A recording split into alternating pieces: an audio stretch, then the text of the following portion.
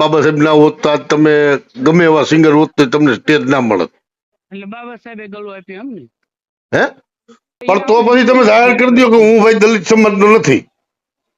ના ના, આરએસએસ ને થઈ જાવ તો ચોખા થઈ જાવ ને તો. નમસ્કાર મિત્રો, સ્વાગત છે તમારો આપણી યુટ્યુબ ચેનલ ઉપર. તો મિત્રો, હાલમાં જે છે ગુજરાતના ફેમસ ગીતકાર એવા હેમંત ચૌહાણને લઈને એક વિવાદ ઊભો થયો છે, જેની અંદર મિત્રો તેમની એક વાયરલ રેકોર્ડિંગ જે છે હાલ સોશિયલ મીડિયામાં ખૂબ જ જે છે વાયરલ થઈ છે. અને જેની અંદર મિત્રો તેઓ જે છે એ દલિત આગેવાન જે છે નિખિલભાઈ ચૌહાણ તેમની સાથેનું વાતચીત છે, અને આ વાતચીત દરમિયાન તેઓ બાબા સાહેબ વિશેની ચર્ચા કરે છે.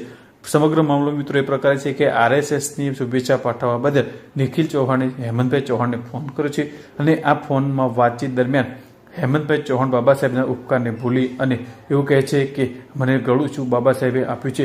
તો મિત્રો, તમે પૂરેપૂરું રેકોર્ડિંગ સાંભળો કે શું છે સમગ્ર મામલો, અને આ બાબતનો તમને કોનો વાંક લાગે છે, અને ખરેખર જે હેમંત ચૌહાણ બોલે છે એ બોલવું જોઈએ કે કેમ, કોમેન્ટમાં ચોક્કસથી જણાવજો. પૂરેપૂરું રેકોર્ડિંગ સાંભળો મિત્રો. એ પહેલાં ચેનલ ઉપર નવા છો તો ચેનલને હાલ સબસ્ક્રાઈબ કરી દેજો, બાજુમાં પેલું બેલ આઇકન પણ દબાવી દેજો. નમસ્કાર, હું છું આપનો હેમંત ચૌહાણ. રાષ્ટ્રીય સ્વયંસેવક સંઘને 100 વર્ષ પૂરા થયા એ નિમિત્તે મારી હાર્દિક શુભકામના. દેશભક્તિ અનુશાસન સેવા માટે રાષ્ટ્રીય સ્વયંસેવક સંઘ બધા ભારતીયો માટે પ્રેરણારૂપ છે. સમાજમાં કોઈ પણ પ્રકારના ભેદભાવ વિના સંપૂર્ણ સમાજ સમરસ બને એ માટે આરએસએસ સક્રિય છે.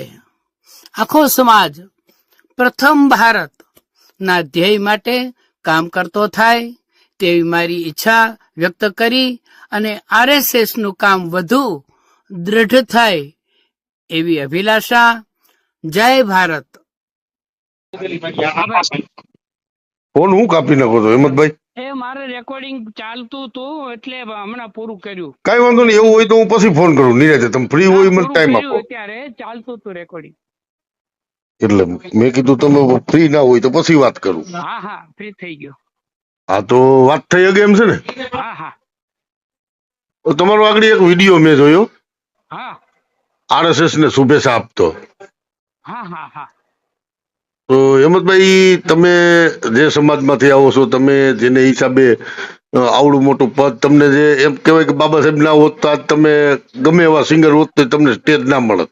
એટલે બાબા સાહેબે ગળું આપ્યું એમ ને? હે બાબા સાહેબે ના પ્રતાપે હું આગળ છું એટલે મેં શું એવું કોઈ ભૂલ કરી? પણ તો આરએસએસ ને તમે શુભેચ્છા આપી તો આરએસએસ એવું શું કામ કરી મેં નાખ્યું દલિતો માટે? કામ કરો તો હું તમને આપું. પણ એમ નહીં, આરએસએસ એવું કયું કામ કર્યું તો તમે શુભેચ્છા આપી? તમે એપ્રિલમાં કોઈ દી શુભેચ્છા આપી? ઈ સારું કામ કરતા હોય એટલે. તો આ હમણાં ઓલો તમારા રસિક ખખરવાળો જે મુદ્દો હાલતો હતો ને આરએસએસ ભરૂચ હતી? ના ના, મેં તો કીધું જ નતું ને, એ મદદ કરત. હે પણ આપણે કીધું નતું, કારણ કે પણ તો પછી તમે જાહેર કરી દો કે હું ભાઈ દલિત સમાજ નો નથી. ના ના, આરએસએસ ને થઈ જાવ તો ચોખા થઈ જાવ ને તો. ના ના, દલિત જ છીએ. અને પેલા તો આગળ તમે હું બોલ્યા બાબા સાહેબે ગળું આપ્યું?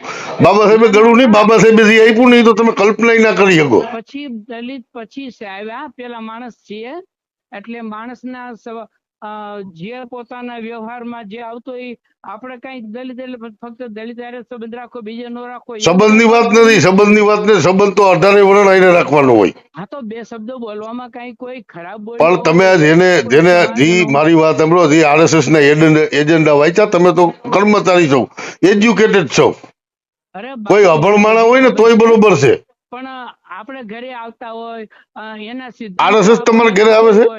હવે બીજું એનું આરએસએસ તમારા ઘરે આવે છે? આપણને શું ખબર? એમની આરએસએસ તમારા ઘરે આવે છે? હા, મળવા આવે ક્યારેક, કોઈ પ્રોગ્રામ હોય, મારો ટાઈમ ન હોય તો હું ના પાડું. પણ એમ નહીં, તમે આ જાહેરમાંથી આરએસએસ નું નિવેદન દીધું, તમે ક્યારે કોઈ દી એપ્રિલમાં બાબા સાહેબ ની શુભેચ્છા આપી? બાબા સાહેબ ના 500 વિડીયો બનાવ્યા છે. કેદી બનાવ્યા? હું શું અમે તો એકય નથી જોયો. એકાદું ગીત સાંભળ્યું હોય બાબા સાહેબ એમની, અમે તો એકય નથી જોયો. તમે અવળી બાબા સાહેબ ના ગીતો મેં ગાયા ને એટલે તો તમે ખાલી ગાયા છે ને, તમે ખાલી ગાયા છે.